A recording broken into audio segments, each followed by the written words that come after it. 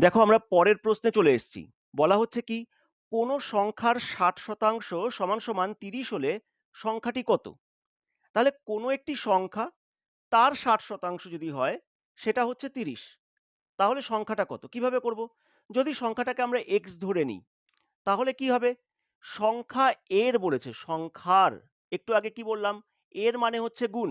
তাহলে x যদি সংখ্যাটা হয় গুণ 60%, 60% মানে কি? শতাংশ মানে 100 দিয়ে ভাগ বললাম, সমান সমান 30। তাহলে x এর মান কত? 30 গুণ 100 বাই 60, কাটাকুটি করলে কত দাঁড়ায়? 50।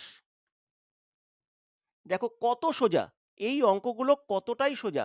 খুবই সোজা এই অঙ্ক। এই অঙ্কগুলো আমরা যখন পরীক্ষায় বসবো, আমরা জাস্ট অপেক্ষা করে থাকবো যে এই ধরনের অঙ্ক কখন দেবে। দিলে আমরা ২ থেকে ৩ সেকেন্ডের মধ্যে অঙ্কটা করে ফেলতে পারবো।